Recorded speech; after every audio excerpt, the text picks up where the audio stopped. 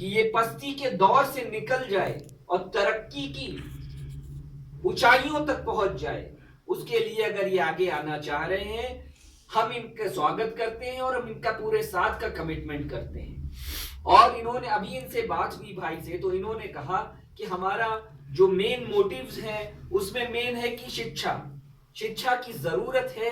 तालीम और तरबियत, ये दो चीजें किसी भी कौम को ऊंचा बनाने के लिए काम करती हैं। दोस्तों, मैं अपनी बात इस अल्फाजों के साथ थोड़ा सा छोटा कर लूंगा कि कोई भी पॉलिसी अगर बनती है तो उसमें रोल केंद्र सरकार का होता है, और केंद्र सरकार से ही हम लड़ते हैं, अपनी बातों को रखते हैं। और केंद्र सरकार में अगर हमारी नुमाइंदगी होती है तब हमारी बात मजबूती से मनवाई जा सकती है। लेकिन हम अफसोस के साथ कहना चाहते हैं कि हमारे खास तौर से अल्पसंख्यक समाज की, मुस्लिम समाज की नुमाइंदगी बहुत ज्यादा कम है। उसकी कई वजूहात हैं। एक अल्लामा का शेर है कि यूं तो तुम सैयद भी हो, मिर्जा भी हो, अफगान भी हो, तुम सभी कुछ हो, बताओ क्या तुम मुसलमान भी हो। ये समाज बहुत ज्यादा बटा हुआ है। ये समाज तब बहुत ज्यादा बढ़ जाता है जब इलेक्शन का दौर आता है। ये नेता हमारे बीच आते हैं और हमें छलने का काम करते हैं। वो देखो चला आ रहा है शिकारी, नया जाल लाया पुराना शिकारी। वो शिकारी नए नए जाल लाता है और हमें फंसाकर चला जाता है। देखिए, जरूरत है सोचने समझने की। हम एक राज्य की सरकारें हैं, एक केंद्र की सरकार है, और केंद्र की सरकार में एक बहुत बड़ी ताकत है जो हमको खत्म करने पे आमदा है। और उस ताकत का मुकाबला करने के लिए वाहिद एक कांग्रेस पार्टी खड़ी है। श्री राहुल गांधी जी, जिनकी टीम में हम लोग काम कर रहे हैं, लगातार कांग्रेस संवाद कर रहे हैं, लोगों के बीच में जा रहे हैं, उनसे पूछ रहे हैं कि हमें मशवरे दीजिए कि हम मजबूत कैसे हों।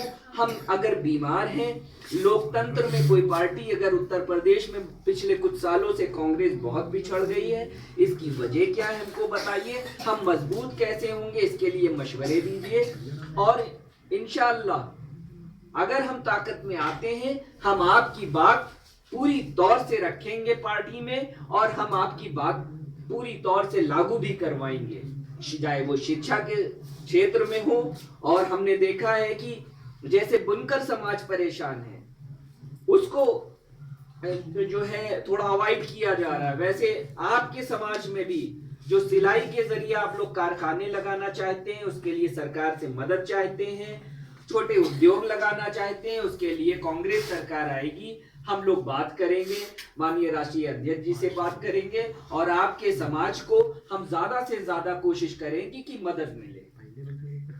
बस हम ये चाहते हैं कि इलेक्शन का दौर करीब है, और ये बहुत सारे मेंढक तालाब से उचक उचक के आपके पास आएंगे और बताएंगे कि बहुत बड़ा समुंदर है और इसमें हीरे जवाहरात मिलेंगे, लेकिन आप उनकी बातों में ना आइएगा।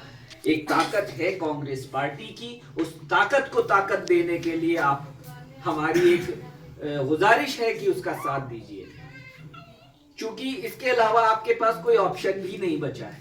अगर देखिए अगर हम यहाँ देख रहे हैं, हमारे सामने बहुत सारी पार्टियां हैं, बहुत सारे नुमाइंदे आएंगे, समाजवादी पार्टी के, भाजपा के आएंगे और सारी पार्टियों के आएंगे, लेकिन आखिरकार ये भी थक हार कर जाएंगे सेंट्रल में।